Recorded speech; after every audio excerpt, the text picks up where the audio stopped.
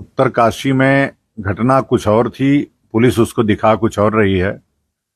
घटना ये थी कि वहां एक मस्जिद बन रही है जो काशी विश्वनाथ मंदिर के ऊपर ही बन रही है। और वह मस्जिद जहां उसका वजू खाना बन रहा है वहां वो गुंबद के ठीक ऊपर है।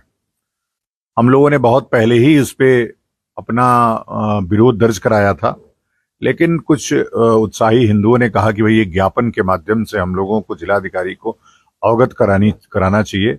वो ज्ञापन देने जा रहे थे और ज्ञापन देने जाते समय इस ऊपर से मुसलमानों ने पत्थर फेंक दिया और पत्थर कुछ लोगों पुलिस वालों को लग गया, कुछ हमारे लोगों को भी लग गया।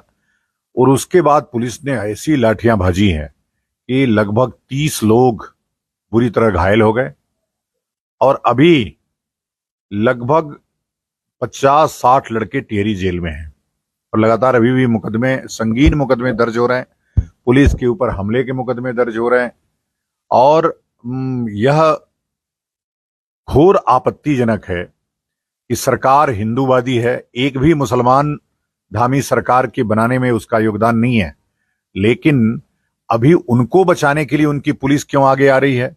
मस्जिद क्यों बचाई जा रही है? अगर यहाँ पे भूमि एक्ट है जैसा कि धामी जी कह रहे हैं, तो मस्जिद और उतनी बड़ी मस्जिद कैसे बन रही है? लगातार पूरे रुद्रप्रयाग से लेकर के कर्णप्रयाग तक 30 मस्जिदें अचानक कहां से खड़ी हो गई?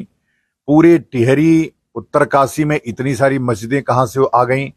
इतने सारे आपको पता है पिछली बार हमने एक पत्र दिया था मुख्यमंत्री को, उसके बाद वेरिफिकेशन ड्राइव चला था, लेकिन उस ड्राइव के बाद भी एक भी रोहिंग्या मुसलमान वापस क्यों नहीं गए? और उस पे सरकार क्या कर रही है? रोहिंग्या मुसलमानों पर श्वेत पत्र क्यों नहीं जारी कर रही कि अभी कितने रोहिंग्या मुसलमान उत्तराखंड में हैं? मैं उस भयावहता से उत्तराखंड की जनता को अवगत करा रहा हूं कि उत्तराखंड 1990 के पहले का कश्मीर बन रहा है। आए दिन जिस प्रकार की लब जिहाद, लैंड जिहाद, थूक जिहाद, पेशाब जिहाद की घटनाएं घट रही हैं और लगातार हमले हो रहे हैं हिंदुओं पे, वह एक सोची समझी रणनीति है, चाल है। और उत्तराखंड की सरकार अभी सो रही है, उसको समझ में नहीं आ रहा है। मैं फिर कह रहा हूं, यदि वो मस्जिद नहीं हटेगी तो आंदोलन इतना विकराल होगा कि वो कल्पना भी नहीं किए होंगे। तो इसी सब को लेकर के आज हमको देहरादून में अपने लोगों के साथ बैठना था। अभी मैं हरिद्वार आया हूं।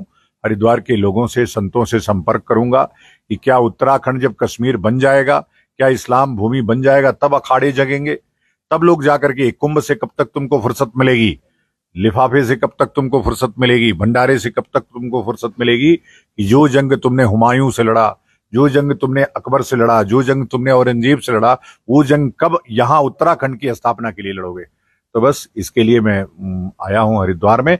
और आप यकीन मानिए, आने वाले समय में दो ही चीज होगा, या तो ये इस्लाम भूमि हो जाएगी और या तो ये देवभूमि हो जाएगी। कोई योजना है नहीं, अभी 12 जनवरी हमने समय सीमा तय किया है।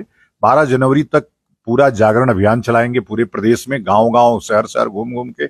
और यदि 12 जनवरी तक सरकार, जो हमने उनको टारगेट दिया था पिछली बार भी, कि हिमालय रहने की जगह नहीं है, हिमालय एक मंदिर है, हिमालय हमारा देवालय है और उसमें गैर हिंदुओं का प्रवेश वर्जित रहेगा। और ये कानून 1915 से चल रहा है हरिद्वार में, ऋषिकेश में, उसका हम विस्तार मांग रहे हैं कि अगर हिमालय बचाना है और उसका देवत्व बचाना है तो आपको ये कानून, कड़ा कानून लाना पड़ेगा, उसमें गैर हिंदुओं का प्रवेश वर्जित करना पड़ेगा, नहीं तो उत्तराखंड इस्लाम भूमि हो जाएगी।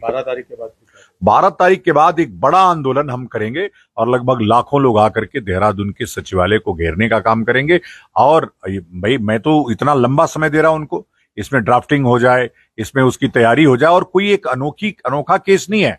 मक्का में हिंदू नहीं जा सकता, मदीना में हिंदू नहीं जा सकता, और हमारे तिरुपति में भी मुस्लिम नहीं जा सकता। हम भी उनके मस्जिदों में नहीं जाते। अगर हम उनके मस्जिदों में नहीं जाते तो पूरा देवात्मा हिमालय हमारा मंदिर है, उसमें हम किसी गैर हिंदू को, हम केवल मुस्लिम नहीं, हम किसी भी गैर हिंदू को, किसी मांस भक्षक को उसमें अलाउ नहीं करेंगे। कोई मीटिंग आप करने जा रहे हैं? कौन सा संगठन है जिसकी?